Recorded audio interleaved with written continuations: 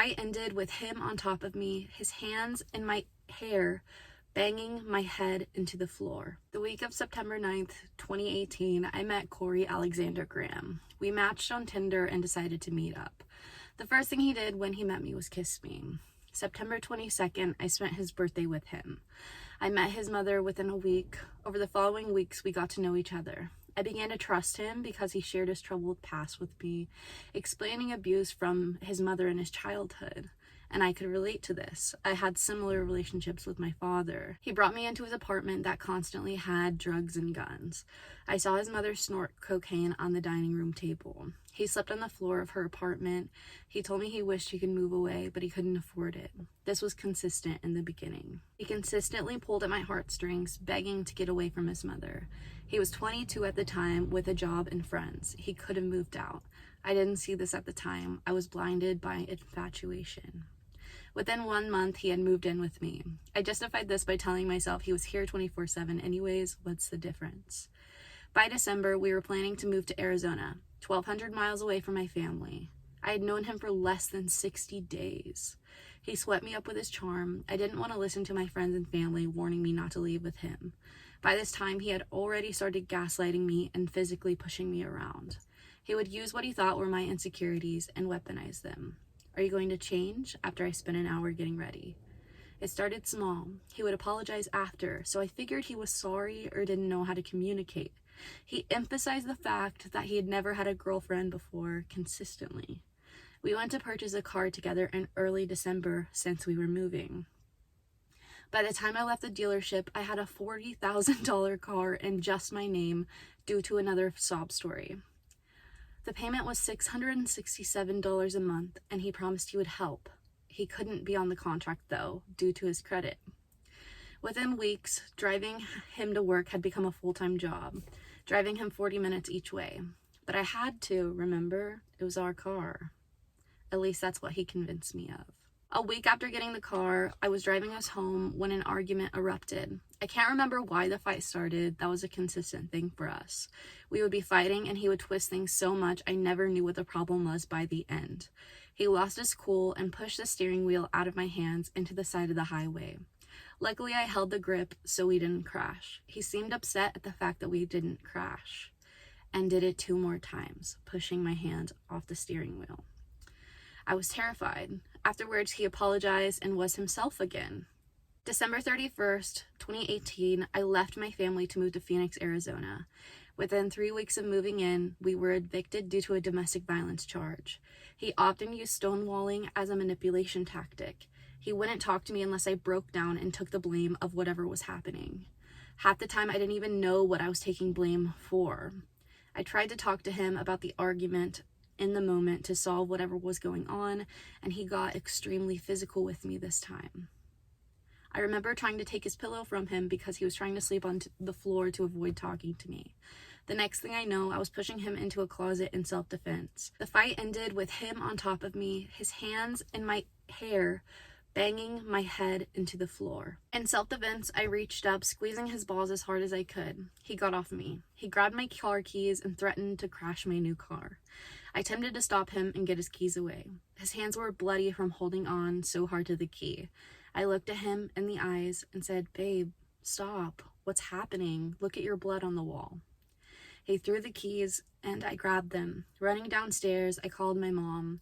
I told her bits of what had happened and asked if I should call the cops. She said yes, and I listened. The cops arrived and questioned us both. I was in shock and I couldn't speak clearly because I had a concussion. They asked me to describe the scene. I couldn't. My mind was blank and I didn't want to hurt him. I just wanted to show him that I was serious and that this incident wasn't okay. On his end, he described the side of the situation in a calm manner. He showed his balls to the cop, which had a scratch on them from when I tried to get him off of me and stop banging my head into the floor. I went to the jail for the next 24 hours and so did he. Looking back, I needed someone to protect me from myself. I needed someone to vouch for me. I couldn't do it for myself. I truly thought I was in the wrong, and this, going to jail, solidified that to me. When we were released, I ran straight after him, taking responsibility for the entire night. We went home together. Over the next year, I stayed with him and continued to villainize myself. Every argument was my fault, no matter how small, large, or clearly his fault it was. It was me. I was the problem. Anytime he got upset, he made it my fault. I said something in the wrong tone or messed something up. Every single day for the next year of my life, I became the problem I had to solve. We both had court-ordered domestic violence classes. I would come home with profound insights, and he would come home complaining about how I put him in the situation and he didn't need it. We became homeless. We both lived in my car because of the jail incident. I tried to leave so many times, but I couldn't. I was alone with just him, no family for miles, and I didn't want to leave him on the street homeless. Abuse slowed down after my concussion. At the time, I thought he learned from his mistakes, but now I assume he didn't want to kill me from hurting me more physically. It became more psychological, him encouraging me that I was correct about my family being against me. I was completely isolated. I decided to move my family in with us in June 2019 after finding a 2-bedroom apartment. I thought this would keep me safer while I navigated the situation.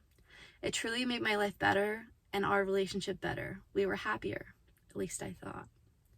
Before my family got there, we had another fight that ended in him ripping my work clothes in half, the only uniform I had, and I had work in the morning. He proceeded to apologize by buying a new uniform. I forgave him. On Thanksgiving 2019, we had another argument that ended by him threatening to wake my family up and tell them all the reasons I was a whore. From then until the end of that lease in March 2020, we had little to no fights, or at least what I thought were fights, no huge blow-ups. We decided that him and I should move in together alone again, and that we could handle it this time. By May 4th, 2020, I had a protection order against him. As soon as he got me alone, the abuse tripled. He got angry while driving us home, decided to throw my belongings out of the window on the highway. I wouldn't give him my phone to throw, so he ripped my t-shirt off of my body. I was topless, bawling my eyes out in the passenger seat, while he was going 90 miles an hour, threatening to crash the car. He took us home, locked me outside of the car, went inside and bashed my computer with all of my work and everything I cared about with a hammer. And he broke my computer chair in half. Within hours, I moved out and in with my mother. I filed for an emergency protection order and it was granted. I was free. I was confused, but I was free. That was my final straw and showed me that he would never change, no matter how much time there were in between fights. He will bring harm anywhere he goes. I share this as healing for myself and to make sure he never does this to anyone else. He now has a fiance. I've warned her, but she is unfazed. If you relate to anything in this story, know that you are not alone and I stand with you. On average, nearly 20 people per minute are physically abused by an intimate partner in the United States. During 1 year, this equates to more than 10 million men and women. 1 in 4 women and 1 in 9 men experience severe intimate partner physical violence, intimate partner sexual violence, and or intimate partner stalking, and impacts such as fearfulness, PTSD, use of victim services, and contraction of sexually transmitted diseases. 1 in 3 women and 1 in 4 men have experienced some form of physical violence by an intimate partner. This includes a range of behaviors: slapping, pushing, shoving, and in some cases might not even be considered domestic violence. 1 in 7 women and 1 in 25 men have been injured by an intimate partner.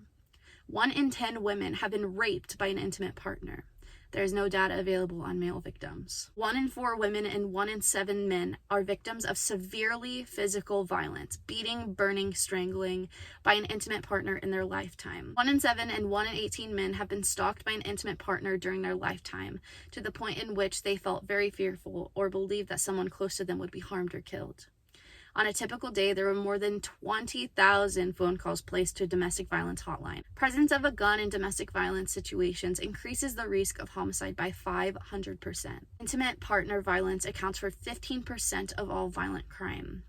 Women between the ages of 18 to 24 are most commonly abused by an intimate partner. 19% of domestic violence involves a weapon. Domestic victimization is correlated with a higher rate of depression and suicidal behavior. Only 34% of people who are injured by intimate partners receive medical care for their injuries.